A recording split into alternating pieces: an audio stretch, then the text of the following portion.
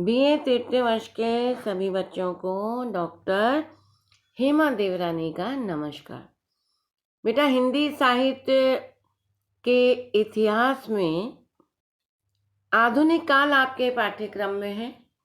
आधुनिक काल की जो राजनीतिक परिस्थितियां हैं उस पर मैं आप लोगों को व्याख्यान दे चुकी हूँ। धार्मिक और सामाजिक परिस्थिति पर भी मैं आपको व्याख्यान दे चुकी हूँ। किस प्रकार से हमारे समाज के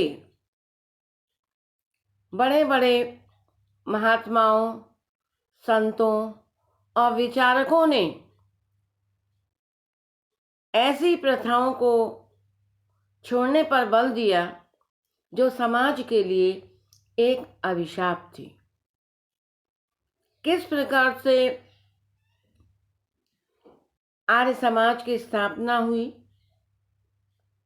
एनी बेसेंट का क्या योगदान रहा है, राजा राम रोहे, रामकृष्ण परमहंस, इन सब का समाज के उत्थान के लिए क्या योगदान रहा है, इन सब पे मैंने आप लोगों के सामने चर्चा की।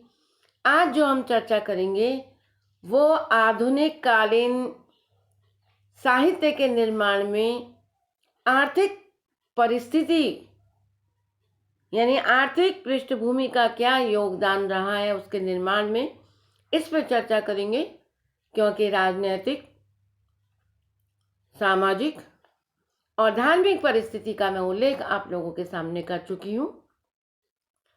प्रवृत्तियों पर चर्चा करने से पहले, विशेषताओं पर चर्चा करने से पहले पृष्ठभूमि के रूप में राजनीतिक, सामाजिक और आर्थिक रूप से चर्चा करना भी बहुत जरूरी है। आज मैं आप लोगों के सामने आर्थिक परिस्थिति का उल्लेख करूंगी, क्योंकि जैसा कि आप सबको मालूम है कि सन 57 के पश्चात अंग्रेजों की जो शासन सत्ता है भारत में अच्छी प्रकार से जम गई थी। यद्यपि 1857 में एक जोरदार क्रांति हुई, लेकिन तब तक अंग्रेज व्यापार करने आए थे और अपने को पूर्ण रूप से स्थापित कर चुके थे। यहाँ पर उन्होंने राज्य कायम कर लिया था। तो हम देखते हैं जिसके फलस्वरूप मध्यकालीन जो सामंती व्यवस्था थी, क्योंकि अंग्रेजों के द्वारा व्यापार किया गया, तो मध्यकालीन सामंती व्यवस्था और संस्कृति जो है वो इस समय लोप होने लगी थी। इस समय सामंती युग का अस्त और आधुनिक युग का आरंभ, इतिहास की भी आवश्यकता थी। यदि अंग्रेजों का आगमन न होता तो भी हम देखते हैं कि सांस्कृतिक क्रांति हमारे देश में अवश्य ही होती, एक परिवर्तन का दौर निश्चित रूप से होता। कुछ विद्वानों का विचार है कि विदेशियों के आगमन से इस क्रांति में थोड़ा सा विलंब हो गया। हमारे देश में व्यवसाय, उद्योग धंधे काफ़ी फैले हुए थे, किंतु अंग्रेजों ने उन्हें नष्ट करके हमारी सामाजिक और आर्थिक उन्नति से महान व्याघात उपस्थित कर दिया। अंग्रेजों का उद्देश्य भारतीयों के आर्थिक शोषण को करना था। इसकी पूर्ति के लिए एक ओर तो उन्होंने देसी उद्योग धंधों का समूल नाश कर दिया और दूसरी ओर विदेशी पूंजी से भारत में नए उद्योग धंधे स्थापित किए। रेल, तार, डाक आदि की व्यवस्था उन्होंने अपनी आर्थिक और राजनीतिक सत्ता की सुविधा की दृष्टि से की। शिक्षा का प्रचार भी कदाचित विशाल साम्राज्य के चलाने के चलते क्लर्कों के उत्पादन में निमित्त था, क्योंकि ऐसी शिक्षा प्रणाली भारत में हो गई थी जो मात्र क्या कर रही थी, क्लर्क पैदा कर रही थी। उनकी स्वार्थ सिद्धि का यह चक्र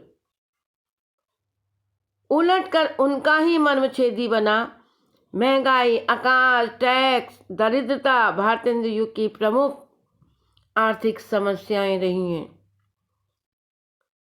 जिनमें अकाल, टैक्स, दरिद्रता इत्यादि था।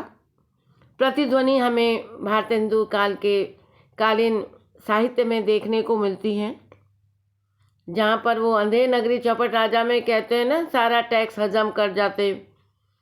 अलग अलग व्यंग, अलग अलग फप्ती भारतेंदु करते हुए हमें नजर आते हैं।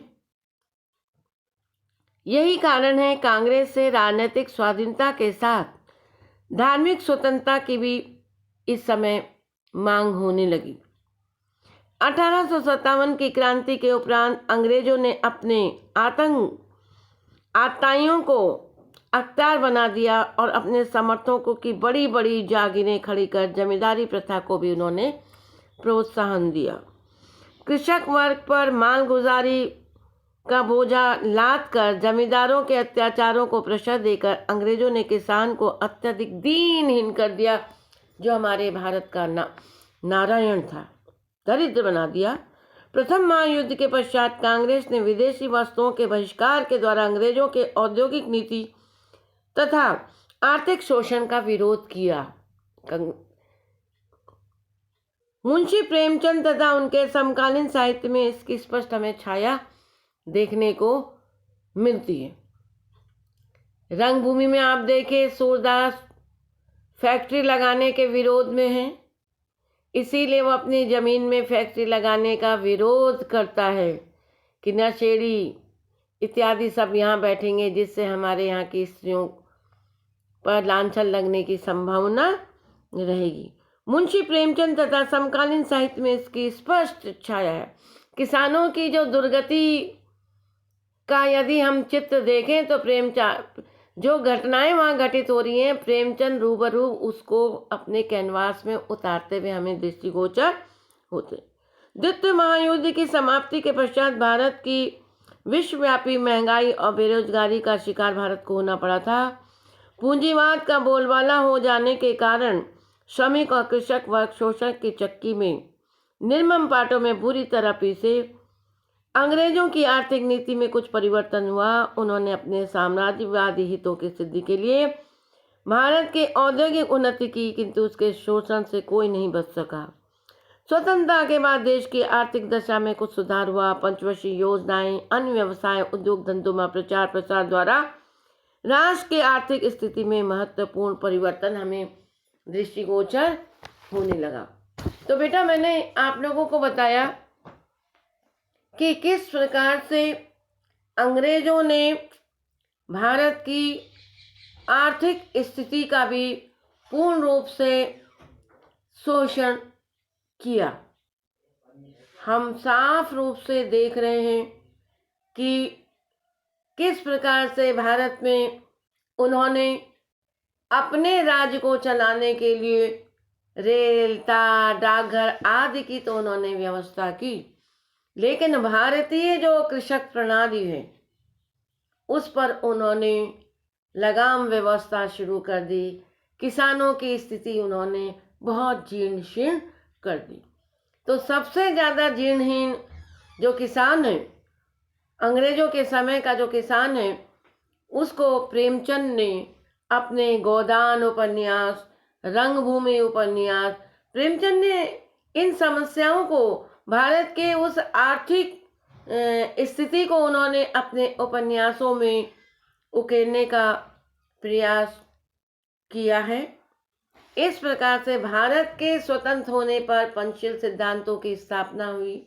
धीरे धीरे आज़ाद भारत में भारत की आर्थिक स्थिति कुछ ठीक होती भी हमें दृष्टिगोचर होती है।